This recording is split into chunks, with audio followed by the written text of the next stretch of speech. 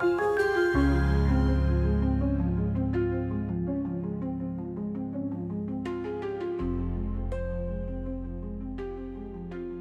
there. Welcome to Beneath the Silent Stars, a podcast about exploring the mysteries that keep us up at night. I'm Julia, your host, and ever since I was a kid, I've been fascinated by things that defy explanation. UFOs, cryptids, government cover-ups. You name it. If it's strange, I want to know more. But recently, something happened that, well, it shook me. I'll get to that later. For now, let me start at the beginning. I've always been curious about the unknown. As a kid, I would sit on the porch with my dad, staring up at the stars. He'd tell me stories about constellations and ancient myths. But one night, he told me something different. He said he once saw something in the sky he couldn't explain, a bright light that moved faster than any plane and disappeared without a trace. He laughed it off, but I could tell it unsettled him. That story stuck with me. I started reading everything I could about UFOs and strange phenomena. I remember sneaking into the school library to check out books on Roswell and the Bermuda Triangle. While other kids were watching cartoons, I was watching documentaries about alien abductions and unsolved mysteries. It wasn't just about the stories, it was about the questions. What else is out there? And why are we so afraid to find out? That fascination followed me into adulthood. It's why I started this podcast, to share that curiosity with others. But lately, it's felt like more than curiosity. It's felt personal. Like the mysteries I've spent my life chasing are starting to chase me back. Before we dive into what happened recently, let's take a moment to understand the phenomenon of UFOs, or unidentified flying objects. For decades, people across the world have reported strange lights, unexplainable patterns, and objects defying the laws of physics. Some dismiss them as weather phenomena or optical illusions. Others believe they're evidence of extraterrestrial life. One of the most famous cases is the Roswell incident in 1947. A rancher found debris in the desert that many claimed was a crashed alien spacecraft. The government initially called it a weather balloon, but later retracted that story, fueling endless speculation. Then there's the Phoenix Lights in 1997, where thousands of people in Arizona reported seeing a massive V-shaped formation of lights hovering silently in the sky. Another chilling case is the Rendlesham Forest incident of 1980, often called Britain's Roswell. Over several nights, military personnel stationed at RAF Woodbridge witnessed strange lights descending into the forest. Some described seeing a triangular craft and feeling electromagnetic effects like malfunctioning radios and strange sensations. And who could forget the 1976 Tehran UFO incident? Iranian fighter pilots were scrambled to intercept an object that disabled their equipment whenever they got too close. Witnesses on the ground reported bright, glowing lights moving in impossible patterns. More recently, in 2004, the USS Nimitz Carrier Strike Group encountered the now famous Tic Tac UFOs, small, oval-shaped objects capable of extreme speeds and maneuverability, far beyond any known human technology. The incident, backed by radar data and pilot testimonies, remains one of the most credible UFO sightings in modern history. And the story doesn't stop there. In recent years, the U.S. government has begun acknowledging these phenomena in unprecedented ways. In 2020, the Pentagon officially declassified videos of UFO encounters, including the Tic Tac incident, admitting that these objects remain unexplained. In 2023, the U.S. Senate held a historic UAP hearing where whistleblowers, including former military personnel, came forward with startling testimonies. One whistleblower, David Grush, alleged that the government has been recovering non-human craft and even biologics for decades. Grush's statements, coupled with corroborating testimonies from Navy pilots like Ryan Graves, have reignited public interest and raised pressing questions about transparency and national security. The hearings also highlighted that UAP sightings are not isolated incidents. Pilots and radar operators have reported encounters across the globe, describing craft that defy known physics. The implications of these revelations are staggering, challenging our understanding of technology, science, and even humanity's place in the universe. For me, these stories aren't just about little green men or secret military tech. They're about perspective. What if we're not alone? What if the universe is filled with beings who've been watching us, trying to communicate, or maybe just passing by? What would that mean for how we see ourselves, our place in the cosmos?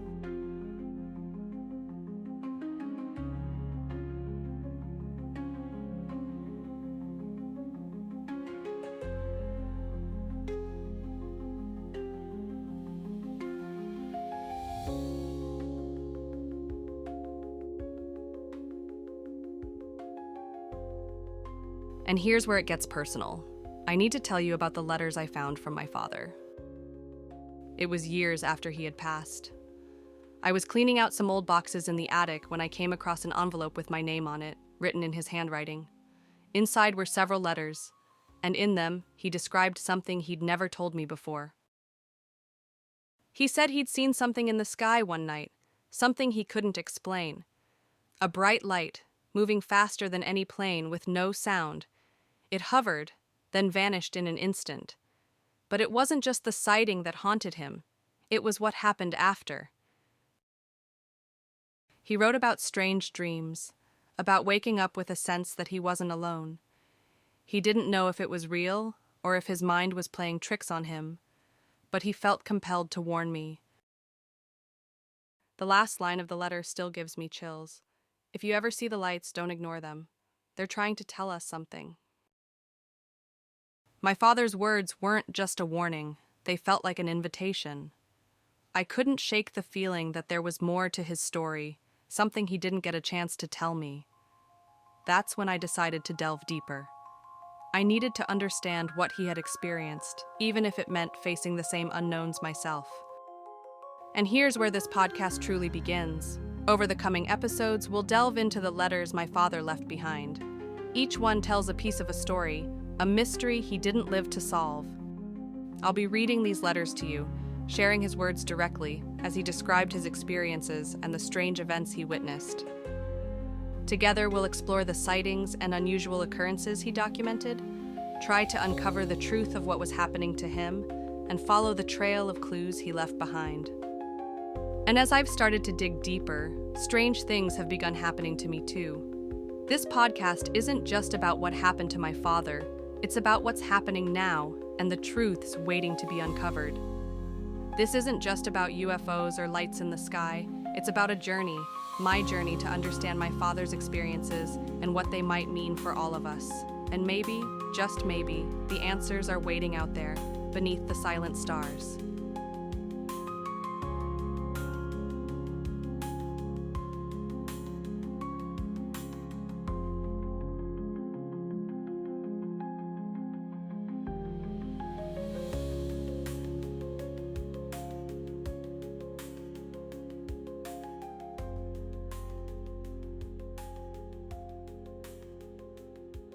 Let me begin by sharing the very first letter my father left for me. It was dated March 15th, 1987. Here's what it says. Dear Julia, if you're reading this, it means I'm no longer there to tell you these things myself. I've wrestled for years with whether to share this with you at all, but you have always been curious, just like me. You deserve to know the truth. One night, years ago, I saw something I couldn't explain, a light in the sky. It moved like nothing I'd ever seen before, silent, impossibly fast, and gone in the blink of an eye. At first, I thought it was just my imagination, but that night marked the beginning of something deeply unsettling. The nights after that sighting felt oppressive. I could feel it, eyes on me, even in the safety of my own home. It wasn't paranoia, it was real, Julia. The air felt heavier, and shadows seemed to move where they shouldn't. Something was watching me, waiting. I could feel it in my bones, even if I couldn't see it. I started having vivid dreams, dreams of being watched, of standing under that same light, unable to move. I'd wake up in a cold sweat, the feeling of eyes on me lingering long after I was awake. Objects around the house would move. At first, it was small things, a book out of place, a drawer left open. But then, the whispers began. Julia, I don't want to scare you, but I believe there's something out there. Something that sees us, that knows us. I don't know what it is or what it wants, but it's real. I've felt it. And if you ever see the lights, don't ignore them. They're trying to tell us something. That was the first letter I read, and it changed everything for me. My father wasn't just writing about a fleeting sighting, he was documenting something that profoundly affected his life. Something that frightened him, but also intrigued him enough to leave these words behind for me.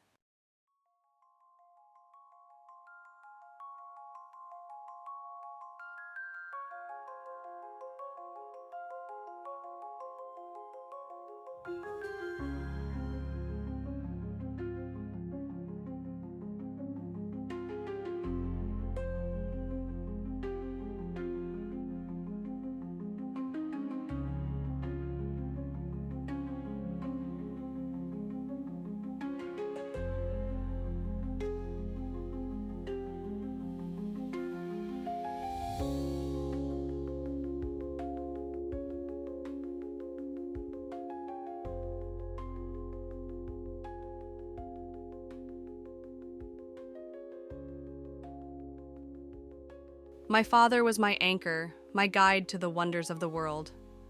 Growing up, he was the one who nurtured my curiosity, who encouraged me to question, to dream, and to explore the unknown. Finding these letters after he was gone felt like hearing his voice again, but they also unsettled me.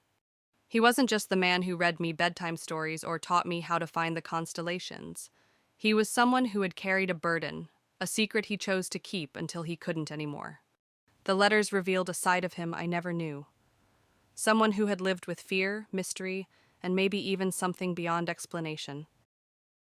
These words shook me to my core. They weren't just a connection to my father, they were a call to action, a challenge to uncover what he couldn't.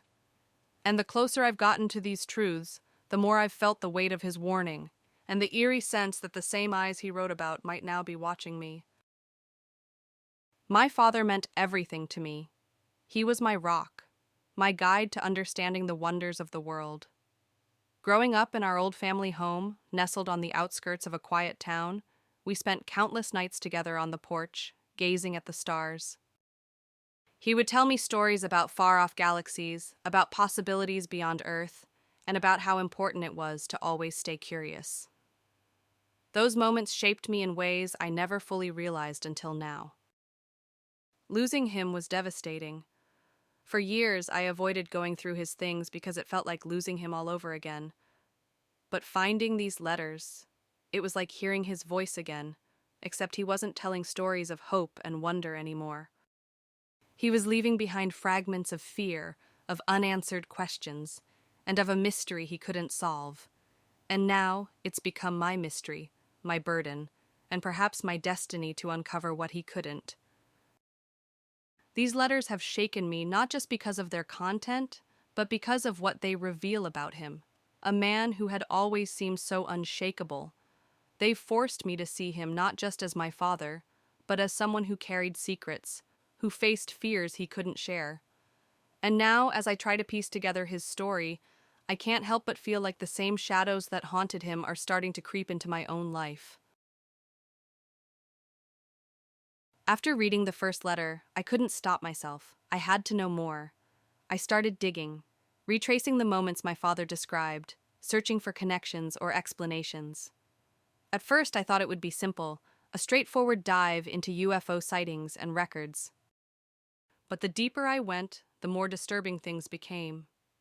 Patterns began to emerge, patterns I couldn't ignore, sightings that matched his descriptions, incidents of strange behavior from others in our town, and even accounts that mirrored some of the dreams he mentioned.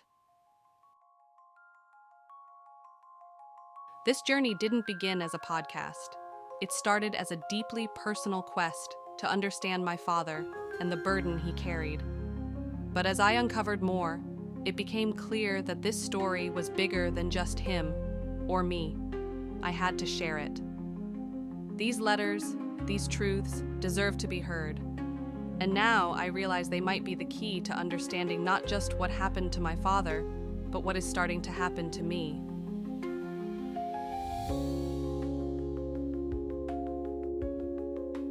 In the next episode, I'll read another letter, one where he describes an event that convinced him these weren't just lights in the sky.